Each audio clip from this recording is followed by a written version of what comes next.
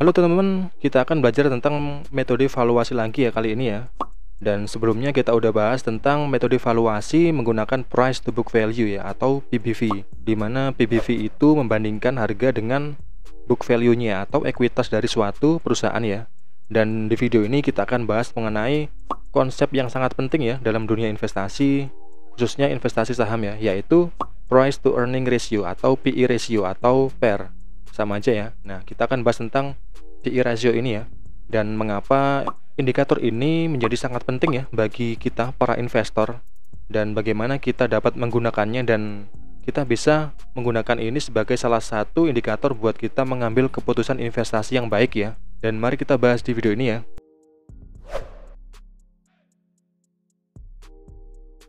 Nah, teman-teman, kita akan bahas menggunakan analogi sederhana lagi ya. Nah, PE ratio ini adalah salah satu rasio valuasi yang paling umum ya digunakan di pasar saham.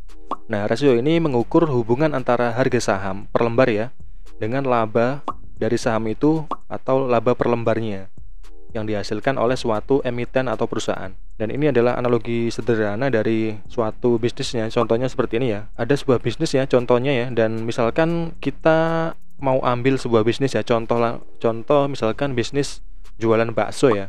Nah, misalkan sebuah bisnis bakso ya memiliki satu gerai ya di sebuah ruko. Nah, dalam 1 tahun bisnis bakso itu mendapatkan keuntungan atau laba sebesar 100 juta rupiah. Nah, bisnis bakso itu memiliki 100 lembar saham. Nah, berarti dalam satu lembar saham 100 juta dibagi 100 lembar saham, berarti satu lembar saham bisnis bakso itu menghasilkan 1 juta rupiah atau menghasilkan earning 1 juta rupiah ya. Nah, dan misalkan kamu ingin membeli bisnis bakso itu ya, dan kamu bertanya kepada pemiliknya, ke pemilik si bisnis bakso itu ya. Nah, sebagai investor misalkan gini ya, bro, aku mau beli bisnis bakso kamu dong. Nah, terus si pemilik bakso itu menjawab, boleh aja nih, tapi dengan harga 1 miliar ya untuk 100% kepemilikan saham bisnis bakso ini. Nah, kamu pastinya kan akan ini ya, memperhitungkan kira-kira itu worth it apa enggak ya. Nah, kamu akan mungkin ke pemiliknya ya, bentar ya, aku hitung dulu ya. Nah, kita akan coba hitung ya, dia mau ngejual bisnisnya dengan harga 1 miliar. Nah, kita hitung di sini ya, 1 miliar dengan earning tahunannya atau dalam 1 tahun itu dia menghasilkan laba sebesar 100 juta rupiah ya. Berarti price to earning, berarti price dibagi dengan earningnya, berarti 1 miliar dibagi 100 juta rupiah. Nah, berarti ketemulah PE ratio-nya adalah 10 kali. Nah, ini adalah PE ratio atau price to earning ratio adalah 10 kali. Berarti kita membeli seharga 10 kali lipat dari earning tahunan yang dihasilkannya. Nah, berarti PE ratio dari bisnis bakso itu adalah 10 kali ya. Atau gampangnya butuh waktu 10 tahun untuk uangmu itu balik modal ya dari laba yang dihasilkan. Nah, dengan catatan tahun kedepannya labanya masih sama ya dan nggak berkurang ya. Kalau bertumbuh atau dia bertambah banyak labanya berarti semakin bagus ya. Nah, kira-kira dengan PE ratio 10 kali itu murah apa mahal? Nah, setelah kita pikir kok agak mahal ya misalkan ya valuasinya ya. Nah, pastinya kamu kan akan nego ya kepada pemilik bisnisnya. Gini, bro, kalau harganya diturunkan lagi, bisa nggak ya? Aku mau beli ini dengan seharga 700 juta rupiah untuk 100% kepemilikan. Nah, si pemilik bisnis itu dia akan berpikir ya. Nah, dia mungkin akan memberikan jawaban misalkan, oke, boleh deh, deal 700 juta rupiah ya untuk 100% kepemilikan. Nah, oke, deal, sebagai investor kamu berarti anggap aja mensetujui ya. Berarti dengan harga 700 juta rupiah, dengan hitungan seperti ini, price-nya ketemu setelah nego ya, 700 juta rupiah dengan earning 100 juta rupiah per tahun. Dengan price to earning artinya price dibagi earning 700 juta rupiah dibagi dengan 100 juta rupiah, ketemulah 7 kali. Nah, berarti PE ratio-nya yang sekarang adalah 7 kali. Nah, ini lebih murah ya daripada PE ratio yang di atas tadi ya, 10 kali. Nah, PE ratio ini semakin kecil itu semakin murah ya atau semakin bagus ya. Dan karena di bursa efek kita ada juga PE ratio yang sampai 100 kali ya atau 100 kali lipat ya. Atau gampangnya butuh waktu 100 tahun ya untuk uangmu itu dari labanya yang dihasilkan itu kembali ya. Nah, jangan sampai kita terjebak ke saham-saham seperti itu ya. Nah, karena dalam Bursa Efek Indonesia atau di BEI, karena sahamnya itu pastinya kan nggak ada yang seharga 1 miliar ya, pastinya kan harganya bisa ratusan miliar, bahkan sampai triliunan ya. Nah, kita bisa menggunakan hitungan seperti ini ya, ini contohnya ya. Nah, kita bisa menghitungnya atau menghitung labanya dibagi dengan jumlah lembar saham yang beredar. Nah, contoh ya, misalkan suatu emiten A ya, contoh anggap aja perusahaan A atau perusahaan ABC gitu ya.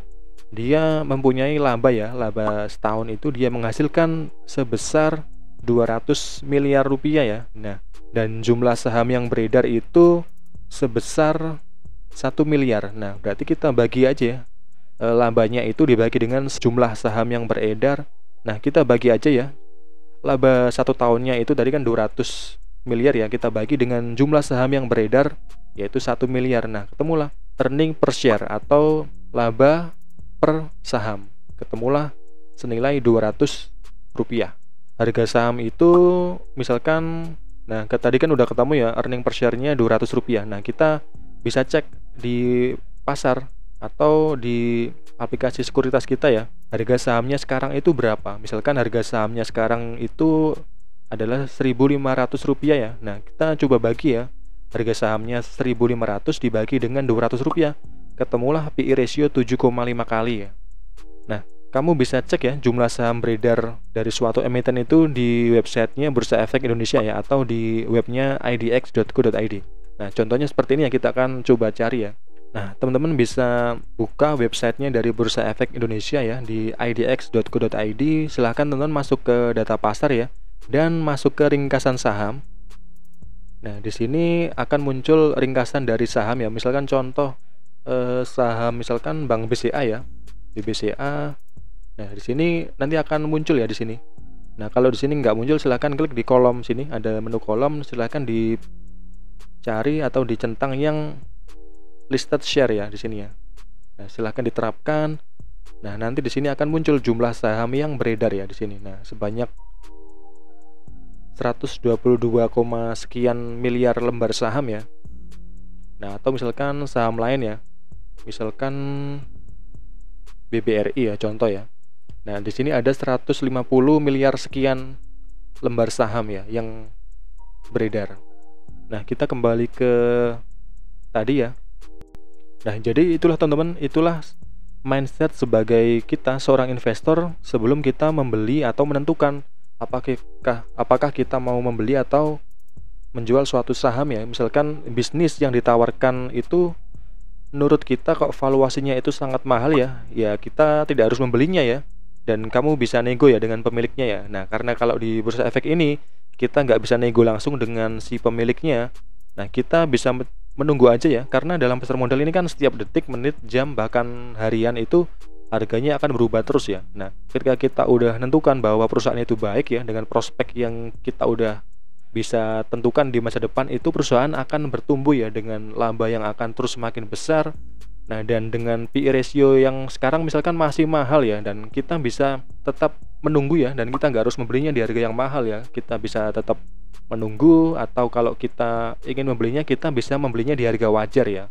Nah, kita bisa menunggunya, jadi kalau mahal kita nggak usah beli, kita cukup tunggu aja sampai PI ratio-nya mendekati dengan PI ratio yang kita tentukan ya. Nah, kamu bisa membandingkan ya PI ratio dari suatu perusahaan itu dengan perusahaan lain yang sejenis. Misalkan sama-sama perusahaan properti ya dengan perusahaan properti lainnya, atau perusahaan bank dengan perusahaan bank lainnya ya, atau dengan perusahaan yang satu sektor ya. Kalau beda sektor atau beda bisnisnya, pastinya itu nggak akan relevan ya PI ratio-nya. Dan biasanya setiap sektor itu memiliki PI ratio sektor atau rata-rata PI ratio yang berbeda ya. Teman-teman perlu diketahui ya, PI ratio ini mempunyai kelemahan ya. Jadi ini nggak bisa buat kita memvaluasi perusahaan yang masih dalam kondisi rugi ya, atau minus ya, atau karena earningnya masih negatif. Nah, tentunya setiap rasio atau indikator memiliki kelebihan dan kekurangannya masing-masing ya, dan kita tidak bisa hanya menggantungkan kepada satu atau dua indikator saja ya. Setiap indikator ini harus kita bandingkan dengan indikator lainnya ya. Misalkan kita juga harus melihat apakah DER-nya, debt to equity ratio-nya itu masih sehat ya, atau tingkat hutangnya masih sehat, atau sudah tidak sehat lagi ya, atau terlalu besar. Nah, coba tuliskan komentar kamu di bawah ya. Jika kamu seorang investor, apakah kamu mau membeli bisnis bakso yang ada di contoh di atas tadi ya? Dan kalau kamu mau beli, kira-kira di harga berapa? Nah, dan di next video kira-kira indikator atau rasio apa ya yang akan kita bahas? Coba tuliskan komentar kamu di bawah ya. Nah, dan semoga video ini bisa bermanfaat. Dan pastinya pasti ada informasi yang kelewat ya dari informasi yang saya sampaikan. Dan silahkan tulis aja di kolom komentar kalau ada pertanyaan ya. Mungkin akan bisa kita bahas di next video ya. Dan terima kasih teman-teman dan sampai jumpa.